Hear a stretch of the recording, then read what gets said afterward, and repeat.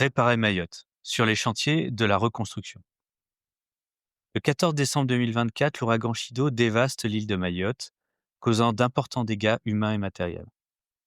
Au lendemain de l'événement, la France est sous le choc et les images circulent sur tous les médias. Bidonvilles soufflés, toitures arrachées, familles hébergées dans des écoles, forêts entières au sol. Il faut désormais réparer l'île, corriger les problèmes structurels générés par une croissance trop rapide et par la même occasion la rendre plus résiliente. 2 mois après la catastrophe, je me rends sur place pour donner la parole à celles et ceux qui y font la ville au quotidien et tirer des enseignements des crises que connaît l'île. Au cours de cette série de podcasts, je rencontre différents acteurs mahorais ou hexagonaux pour nous aider à identifier les enjeux et leviers d'action d'une vraie reconstruction. Je suis Sylvain Guérizeau, urbaniste fondateur de Dixit.net. Bienvenue sur notre podcast qui donne la parole à celles et ceux qui font la ville. Abonnez-vous à notre newsletter et retrouvez toutes nos publications sur Dixit.net. Et bonne écoute. Une ville en pleine expansion. Les transitions à mener s'accumulent. L'énergie, l'agriculture, les mobilités. Monsieur l'administrateur délégué, vous êtes chargé de l'attribution et de la répartition des logements. Comment la situation se présente-t-elle ? C'est une contribution au débat sur l'artificialisation des sols et les questions d'étalement urbain.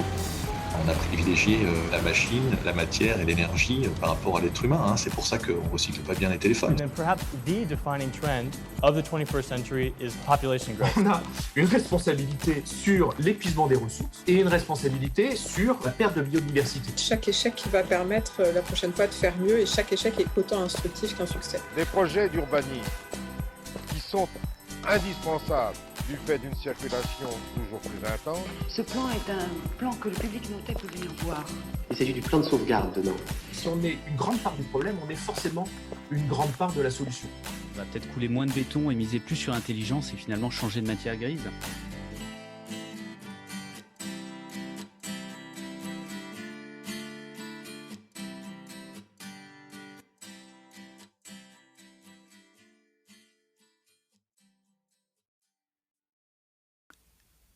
Nicolas Delon, bonjour. Bonjour. Alors Nicolas, peut-être que tu peux à la fois te présenter en tant qu'architecte, encore heureux, etc., mais surtout aussi nous expliquer quelle est ta relation, quelle est la relation de l'agence Encore Heureux avec Mayotte. C'est pas une histoire toute récente. Oui, donc moi je suis Nicolas Delon, je suis cofondateur de l'agence d'architecture Encore Heureux. On travaille principalement sur des bâtiments publics, des lieux culturels, des lieux qui essaient de répondre au double défi qui est le défi écologique et le défi social. Et il se trouve qu'en 2018, on répond à un appel d'offres pour la construction, un concours, pour concevoir le lycée des métiers du bâtiment à Longoni. Et donc on fait équipe avec Co-Architecte, qui est une agence de La Réunion, qui connaît bien le sujet tropical, en sachant que construire dans un climat tropical, c'est vraiment très différent de construire dans l'Hexagone ou dans nos latitudes. Il faut tout désapprendre, il faut tout réapprendre. Et donc, on crée cette équipe avec Co-Architecte et Nicolas Perbonne. Et il y a 4 équipes invitées. On répond au concours, on fait une proposition et on est lauréat de ce concours. Et donc là, on est en 2018.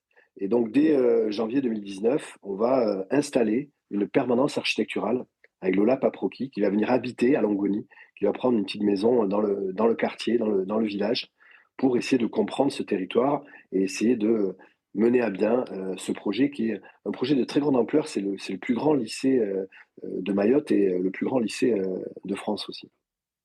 Alors, on mettra dans les liens du podcast un certain nombre de références, et notamment vers la visite. La visite de ce chantier, pas du lycée encore, il est encore en cours, mais la visite du chantier qu'on a eu l'occasion de faire, un chantier emblématique de bien des choses finalement, à la fois des besoins de l'île, mais aussi des difficultés parfois à avancer, mais aussi des pistes là qui s'ouvrent, notamment autour de à la fois de l'architecture, mais aussi des modes constructifs. Bref, un gros objet qui fait qu'il y a... Pardon, oui, vas-y. Non, un petit mot là-dessus, c'est que nous, ce qui nous a poussé à répondre à ce concours, c'était la grande ambition environnementale. C'était clairement dit dès le cahier des charges, dès le programme. on veut construire différemment, on veut faire différemment que des bâtiments en béton qui réagissent très mal aux climats tropicaux. Et donc, on s'est mis en tête de profiter de ce projet-là pour relancer la filière de construction en BTC, en briques de terre compressées. Et donc, ça a été une aventure totalement incroyable, extrêmement difficile, mais que petit à petit, on a réussi à mener.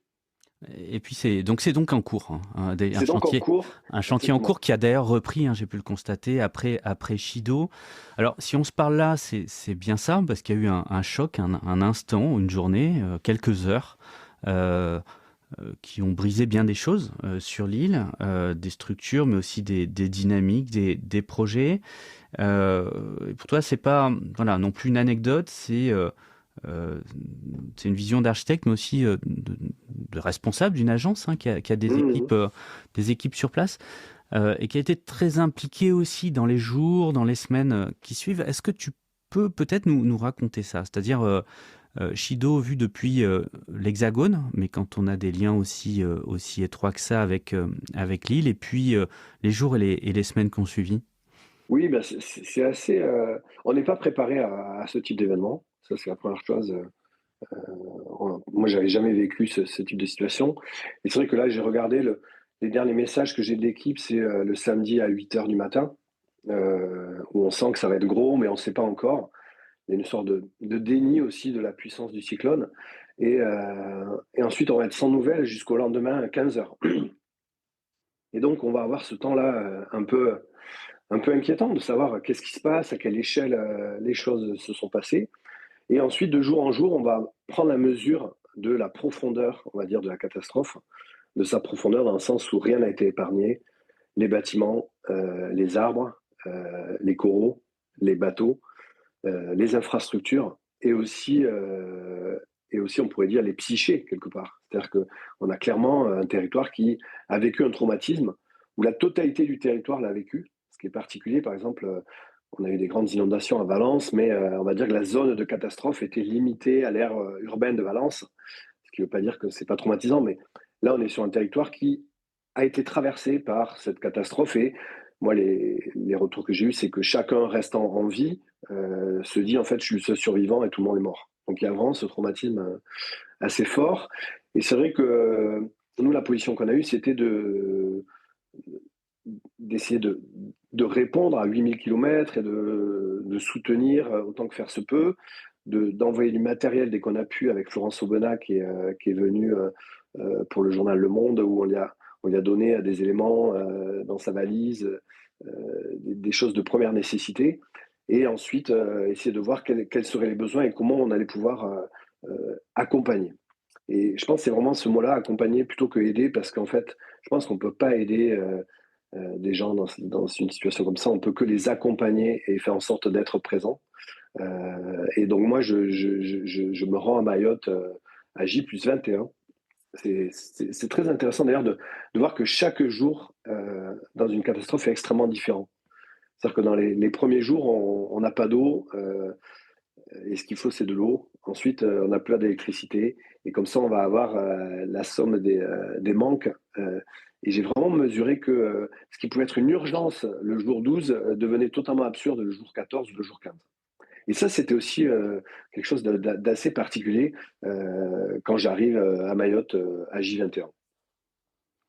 Alors, oui, mais je veux bien que tu nous racontes ça, quelque part, le moment de ta découverte. Alors, à la fois des paysages, hein, on va en parler, mais aussi des gens. Et puis, J+21, c'est aussi renouer avec cette équipe, hein, avec laquelle il y a eu Bérénice, tout à fait. Voilà, il y a eu un temps sans nouvelles, hein, ce qui est pas rien. Eux-mêmes ont vécu un temps d'isolement physique, mais donc aussi psychologique, hein, assez intense.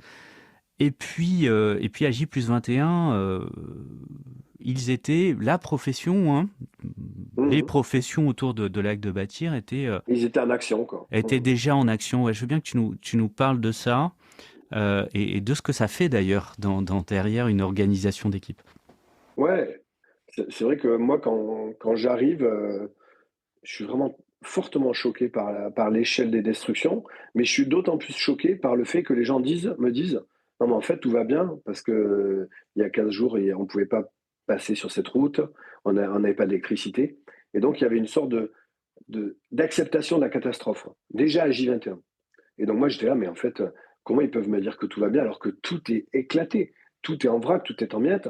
Et les gens me disaient, non, non, mais en fait, ça va, c'était pire avant. Donc, ça a été vraiment le premier sentiment. Et ensuite, le deuxième sentiment, ça a été de voir cette énergie de passage à l'action, de dire, on ne peut pas rester là les bras croisés. On est des constructeurs, nous sommes des constructeurs, des constructrices. Nous travaillons sur ce territoire-là. Et donc, il y a un mouvement auto-organisé très fort qui s'est monté à Mamoudzou de jeunes architectes qui ont décidé, sans même forcément en parler à leurs agences, de s'organiser et de faire des diagnostics. Ça a été avec un accompagnement de la mairie de Mamoudzou qui s'est dit, moi j'ai besoin de connaître l'état de mes bâtiments et notamment de mes bâtiments scolaires. Et donc là, ils se sont organisés, ils ont récupéré des fiches d'analyse, etc. Et de manière totalement intuitive, ils se sont mis en action, mis au travail, avec une sorte de puissance de vie, de dire on est vivant, on ne va pas rester les bras croisés. Et je veux bien que tu nous parles aussi du point de vue du responsable d'agence et puis à J+, J+60, parce que les témoignages aussi recueillis sur place, notamment de ces architectes, je vais mettre jeunes architectes, mais pas tout jeune non plus, enfin bref, avec un certain niveau d'expérience, mais en tout cas dans des métiers sur lesquels on a des agents structurés, on a des équipes assez importantes, un rôle pour chacun, etc. Et là, des gens qui sont obligés de prendre des initiatives, qui les prennent d'ailleurs bien volontiers, et qui découvrent aussi une capacité à les prendre. Aussi un sens du collectif qui dépasse les périmètres des agences et des gens qui se mettent à travailler ensemble alors qu'ils étaient peut-être en concurrence à certains moments ou qui s'ignoraient tout simplement. Bref, un grand bouleversement de la profession sur place et de la façon de l'exercer.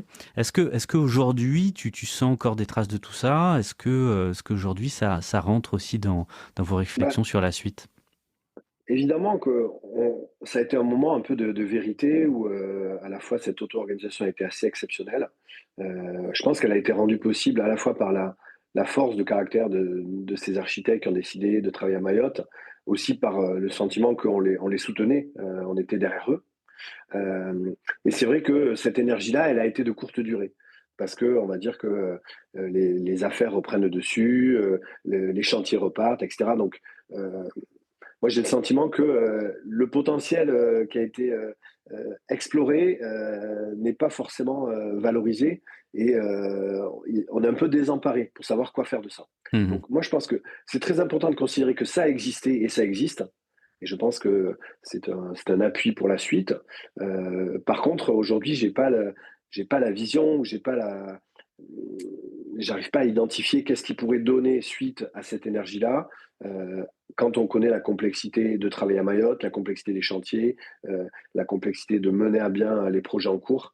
Donc, si vous voulez, il y a une sorte de la force du réel qui revient et qui est trop dure en fait pour permettre cet inconnu. Ça a été un saut dans l'inconnu et c'est magnifique que ça ait existé parce que ça aurait pu ne pas exister. Mais aujourd'hui, je ne sais pas encore ce qu'on va retenir ou garder de ça. Oui, je veux bien que peut-être qu'on aborde ce moment-là, parce que tu le disais, il n'y a pas le temps de l'urgence, il y a les temps de l'urgence, des espèces de pas de temps qui sont très différents. Moi, j'ai eu la sensation en arrivant autour de J+, plus 60, déjà que ce vocable du J+, était moins utilisé, alors qu'il était dans les propos de chacun, souvent en début de conversation, alors on est à J+23, on est à J+12, etc. Mais qu'on n'est pas encore, qu'on est sorti des temps de l'urgence et qu'on n'est pas encore dans le temps de la reconstruction. Ce qui est un terme d'ailleurs un peu problématique, mais je veux bien que tu abordes ce sujet-là, quel est le sujet? Moi, je pense qu'il y a une erreur à opposer les temporalités. Il y a une erreur à les opposer et il y a une erreur à penser qu'elles se succéderaient, qu'on aurait un temps d'urgence sur les 3 premiers jours, puis de la demi-urgence sur les 3 premières semaines, puis de la semi-urgence sur les 3 premiers mois. Je pense qu'en fait, il y a une situation extrêmement particulière qui reste une situation d'urgence. Je pense qu'aujourd'hui, dire qu'on est sorti de l'urgence, vous revenez de Mayotte et on voit bien que une grande partie de la population n'a pas accès à l'eau potable. On ne peut pas dire qu'on est sorti de l'urgence. Ces mots-là ne sont pas entendables, pour ces personnes-là en tout cas. Et donc, moi, l'hypothèse qu'on a essayé de formuler, c'est de dire que, en fait, il fallait accepter de superposer ces temporalités et il fallait à chaque instant se poser la question de la bonne action au bon moment, dans la bonne temporalité. Et donc ça, c'est y compris y compris en mobilisant des acteurs extrêmement variés. Et donc ça, c'est pour moi extrêmement nouveau parce que c'était dire en fait, on peut pas faire du lean management de l'urgence. On est obligé de travailler sur la complexité de toutes ces situations. Et je trouve que Mayotte, là où nous avons à apprendre de Mayotte, moi aussi c'est quelque chose que je crois beaucoup, hein, plutôt que nous apportons à Mayotte, c'est plutôt apprendre de cette île, c'est sur le fait que refuser la complexité à Mayotte, c'est signe d'échec. C'est-à-dire que si vous pensez arriver avec des solutions, si vous pensez arriver avec des process, c'est sûr que ça ne marche pas. Ouais, Enfin, a en tout cas, moi, priori, c'est que c'est pas les bons. c'est que c'est pas les bons, voilà. Mais sauf que le solutionnisme, y compris des acteurs publics, est extrêmement puissant. Et moi, c'est ça qui m'a un peu bouleversé. C'est-à-dire que là, on a parlé de mes équipes, on a parlé de Lille, mais moi, ce qui m'a bouleversé, c'est l'impréparation à ce genre de situation, alors qu'on sait qu'on est dans une zone cyclonique. La gestion extrêmement fragile, je pèse mes mots et je suis gentil, lors de la catastrophe. Et puis les jours d'après, ou aujourd'hui 62 jours plus tard, ou 72, en fait, on n'y voit pas clair. On sait pas, nous-mêmes, on ne sait pas dans quelle dynamique se situent les acteurs publics, qu'ils soient à l'État ou qu'ils soient les collectivités locales.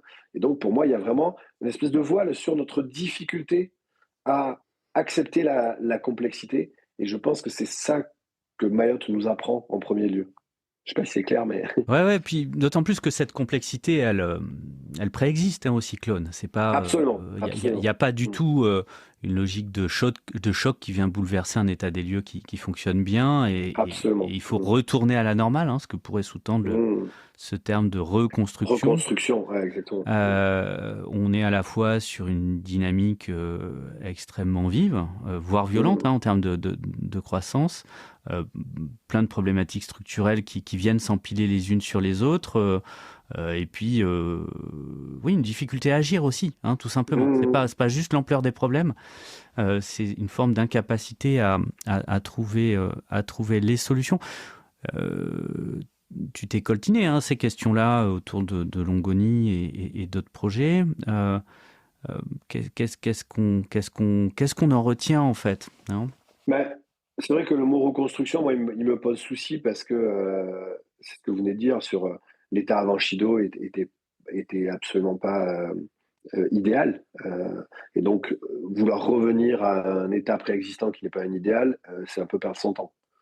Là, selon moi, on va avoir trois chemins. Et aujourd'hui, c'est très difficile de savoir lequel on va prendre. Soit on va revenir à cet état initial, avec toutes ces problématiques, avec tous ces soucis. Soit on va vers une dégradation de cet état initial, parce qu'on n'aura pas affronté les sujets de l'eau, le sujet de la ressource, le sujet de l'énergie, le sujet des déchets, le sujet du transport, le sujet de l'autonomie alimentaire. En fait, ce qui est à la fois, j'allais me dire le mot fascinant, mais je ne sais pas si je peux me le permettre, mais ce qui est fascinant à Mayotte, c'est que la totalité des sujets et des problématiques du monde contemporain sont présentes.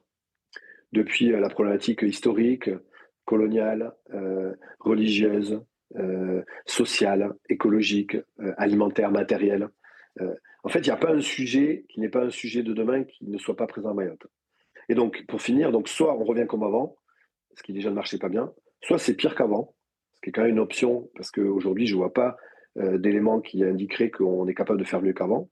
Soit on trouve, et c'est la troisième voie auquel on croit et dans laquelle on met beaucoup d'énergie, mais on n'est pas sûr d'y arriver, on trouve des moyens de penser différemment, d'agir différemment, de concevoir différemment, de construire différemment, et on se dit, ben voilà, cette occasion, cette mise à plat de Chido permet à cette société extrêmement diverse, extrêmement mélangée, extrêmement courageuse aussi, extrêmement jeune. C'est ça aussi. C'est-à-dire qu'on a une puissance, on a une jeunesse extrêmement présente. Et Et nous, en fait, en faisant un lycée des métiers du bâtiment, c'est aussi pour ça qu'on a voulu faire ce projet, parce qu'on va former les jeunes qui vont réparer Mayotte. On est le lycée de la réparation. Donc c'est ça aussi qui nous semble important. Et d'ailleurs, c'est pour ça qu'on a souhaité construire avec les différents modes constructifs.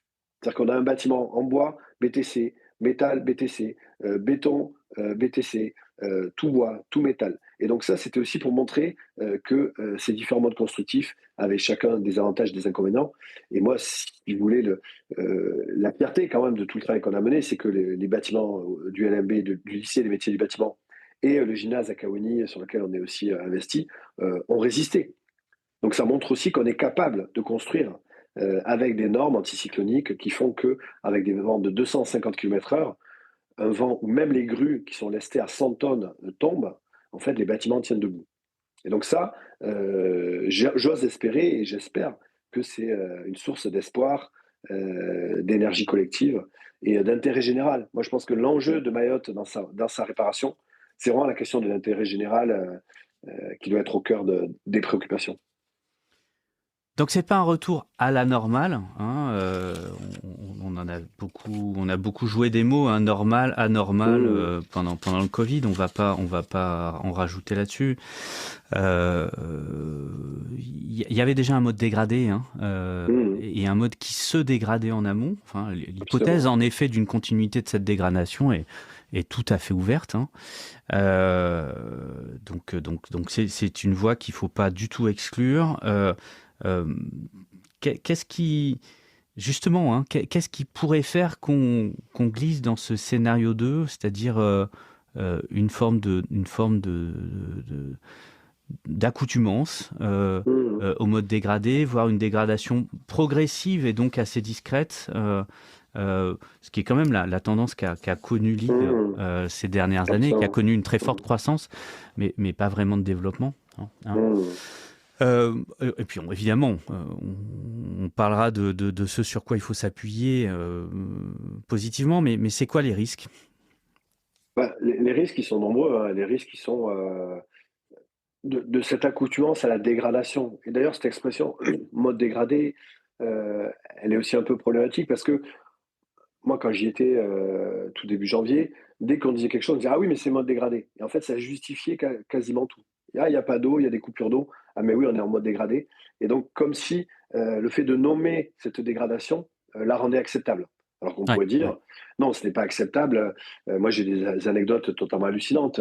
Quand tout d'un coup, il y a eu une crise de l'eau potable et qu'il y avait 500 conteneurs d'eau dans le port de Longoni, qui était sous douane, en fait, il y avait un seul douanier qui pouvait en dédouaner que 5 par jour. Et donc là, on était dans l'acceptation de ce mode dégradé parce qu'on ne s'était pas rendu compte que, bah oui, quand on a un processus de dédouanement pour faire rentrer du matériel sur le territoire national, bah en fait, on n'a pas anticipé qu'un seul douanier ne peut pas valider des centaines de containers. Donc, moi, je pense qu'il faut s'en méfier de ce mode dégradé parce qu'il sert aussi ceux qui sont le moins dégradés. Et ça aussi, c'est peut-être quelque chose que vous avez perçu, c'est que tout le monde n'est pas perdant non plus dans ces catastrophes, hein. C'est la stratégie du choc de Naomi Klein qui parle de ça. C'est comment, quand un territoire ou une communauté subit un choc, en fait, il va y avoir quand même les gagnants et les perdants de ce choc et de ce que des procédures d'accélération, des procédures de dénormatisation. Pour pouvoir aller vite, on va aller moins bien. Des procédures d'acteurs privés qui vont prendre les rênes de l'île. Et donc ça, je pense que c'est un grand risque. Et moi, je suis un défenseur de l'action publique, hein, évidemment, sinon je ne ferais pas ce métier-là. Nous, la majorité de nos projets sont au service de maîtres d'ouvrage publics. Et je pense que là, c'est une heure de vérité. C'est-à-dire que comment ces maîtres d'ouvrage publics, qu'ils soient au niveau préfecture, au niveau département ou au niveau des communes, vont jouer un rôle central et clé dans cette réparation. Oui, il va falloir s'organiser pour faire, hein. C'est vraiment l'enjeu qui est face à nous. On sait faire, hein, tu le disais tout à l'heure, vous avez construit des objets, d'autres ont construit des objets singuliers qui démontrent que on peut avoir à la fois une architecture solides certes, mais aussi de qualité, mais aussi permettant un développement endogène, etc., etc. Bref, on sait faire des objets, ce qui démontre que c'est possible, avec une vraie capacité, une vraie difficulté à passer ça à l'échelle, finalement, à transformer ça en modèle. Qu'est-ce qui va pouvoir permettre d'avancer? C'est quoi les pistes à suivre pour avancer là-dessus?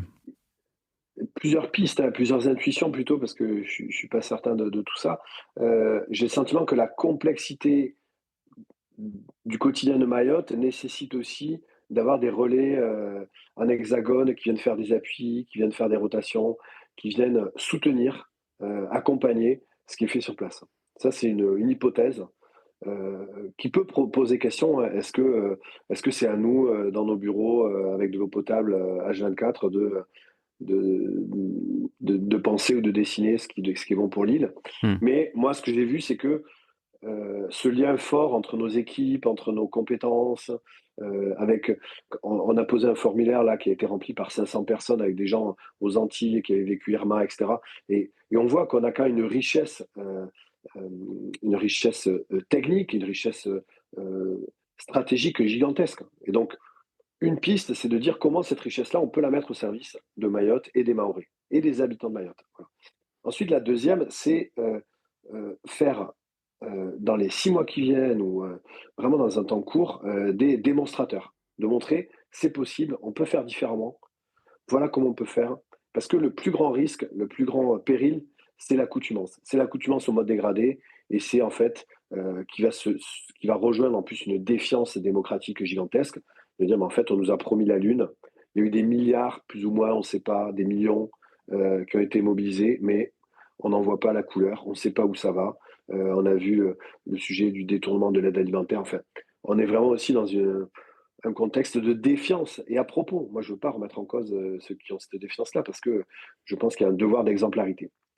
Donc, je pense qu'il faut arriver à mener ces actions démonstratives et ensuite empuissanter, on pourrait dire, des acteurs locaux, que ce soit des associations, que ce soit des entreprises, que ce soit des acteurs publics, avec un turnover, hein, on n'en parle pas assez, mais il y a une telle difficulté de la vie à Mayotte qu'à tous les strates de décision, etc., il y a un turnover qui est hallucinant, qui est entre 2 et 4 ans. C'est-à-dire que nous, là, sur notre lycée, depuis 7 ans, la totalité des personnes ont changé.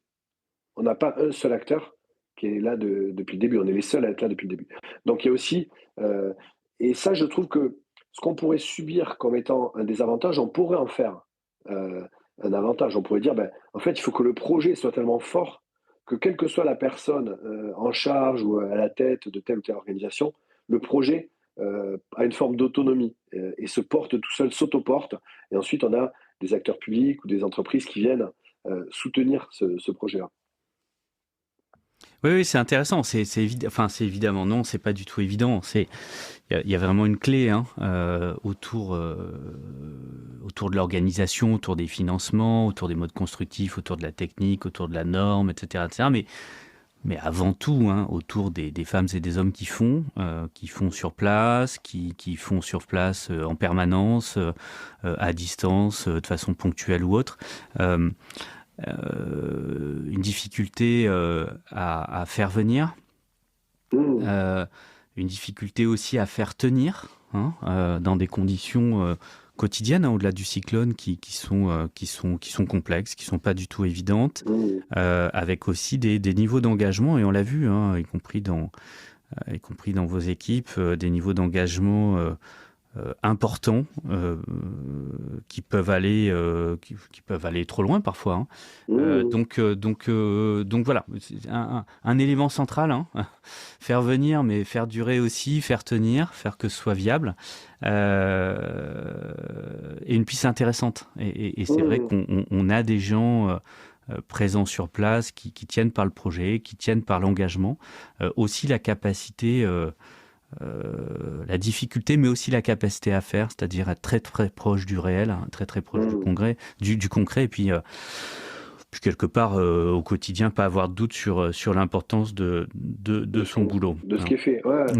Non, mais et ça, je trouve que c'est intéressant parce que ça nous met dans une position de grande modestie, parce que moi je considère que c'est la personne qui est sur place, qui est sur le terrain, qui vit la dureté de faire un chantier à Mayotte, qui doit être au centre de nos préoccupations. Et nous, on doit être là pour l'accompagner, pour la faire grandir, pour la baquer, pour lui donner des cadres, mais surtout pour la soutenir. Et ça, je pense que c'est vraiment quelque chose de très important, parce que ça re-questionne aussi nos modes d'organisation, d'avoir une agence d'architecture où il y aurait des dirigeants et puis des exécutants. Là, je trouve que Mayotte, on est obligé de se mettre chacun à l'écoute et au service de l'autre. Et donc, ça ne veut pas dire que c'est que du bottom-up, mais ça veut dire qu'on a cet aller-retour permanent de se dire, chaque décision, est-ce que c'est la bonne? Est-ce que le terrain valide cette décision? Est-ce que ce qui peut sembler juste à 8000 km est une totale absurdité? Et ça, je trouve que c'est intéressant parce que quand je disais tout à l'heure, on peut apprendre de Mayotte, c'est aussi ça qu'on peut apprendre dans tous les autres territoires, de dire comment reterritorialisons la conception, notre métier d'architecte, parce que c'est un métier de matière, c'est un métier de savoir-faire, c'est un métier qui mobilise des hommes et des femmes physiquement. On ne peut pas construire des bâtiments sur Zoom en faisant des visios. On est obligé d'être sur le terrain, on est obligé d'éprouver le cyclone. Imaginez que ce qu'on a construit a tenu, c'est quelque chose d'assez exceptionnel, parce que tout d'un coup, il n'y a pas de faux semblant. On ne peut pas se dire « Ah, je pense que ça va tenir ». Soit ça tient, soit ça ne tient pas. Et je trouve que cette exigence, tout à l'heure on disait quels seraient les défis. Il y a un défi d'exigence, il y a un défi d'observer, de partager cette observation. Et c'est peut-être le travail que vous menez et le livre que vous êtes en train d'écrire qui va apporter une pierre à ça, de dire, voilà, qu'est-ce qui se passe, qu'est-ce qu'on observe et comment, en fait, on peut s'appuyer sur ces observations pour penser la suite. Ou ça, on verra, hein. Sur ce qu'on va essayer d'écrire. Quoi qu'il en soit, pendant que certains écrivent, d'autres essaient de faire, sans attendre les grands plans de la reconstruction. Je sais que l'agence est déjà avec d'autres engagée sur un certain nombre d'actions. Est-ce que pour atterrir sur du concret, là, on peut en parler? Parce que au-delà d'actions concrètes et relativement court terme, en tout cas, ça illustre des pistes et des sujets d'intérêt. En tout cas, l'arrêt qu'on s'est donné, c'est de dire chaque action que l'on lancerait en parallèle des chantiers qui ont repris nos 2 chantiers, il faudrait, pour qu'elle soit acceptable, qu'elle soit collective.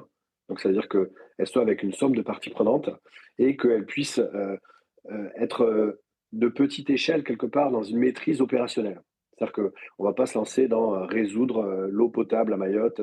Voilà, moi je pense que ça devrait être une grande mission publique d'ailleurs qui devrait prendre ça en main. Mais voilà, donc là-dessus on en a quelques-unes en cours. On a l'idée d'une scierie mobile parce que quand on va à Mayotte, on se rend compte que des centaines de milliers de mètres cubes de bois sont au sol et la forêt est couchée. Et donc vu qu'on n'a pas de matériaux pour construire à Mayotte, en fait, prendre ces troncs-là et en faire des planches pour en faire de la menuiserie ou de la charpente, ça semble pas quelque chose de totalement infaisable, mais est-ce qu'on va y arriver? C'est intéressant parce que sur le papier, quand on parle de cette idée, tout le monde dit « Ah ben c'est génial, il nous faut 150 000 euros ». On va dire que c'est vraiment pas un gros montant, tout le monde se dit « Ah ben super, super idée ». Mais là, on est à 60 jours de l'idée et pour l'instant, on n'a pas un euro, on n'a pas acheté la scierie, on ne l'a pas envoyée.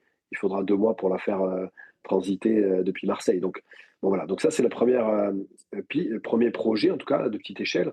Ensuite, un deuxième, c'est des petits bâtiments publics qui sont au bord des routes qu'on appelle des pharés et qui sont en fait des sortes de kiosques publics en libre accès, de petite ou moyenne taille, et qui sont un peu des lieux d'ombrage et des lieux de sociabilité et des lieux comme ça où on va s'attendre, où on va... Il faut savoir qu'il fait très très chaud à Mayotte dans la saison sèche, que là les arbres sont quasiment tous tombés, donc il n'y a plus d'ombre.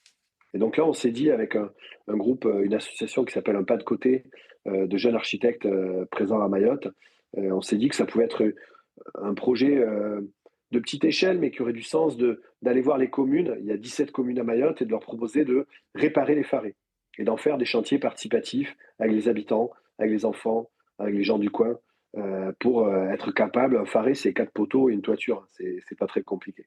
Et donc ça, c'est un deuxième projet.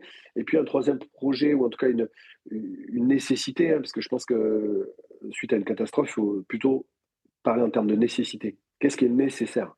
C'est pas de quoi j'ai envie, on s'en fiche de quoi on a envie, mais Mmh. qu'est-ce qui est nécessaire pour le territoire.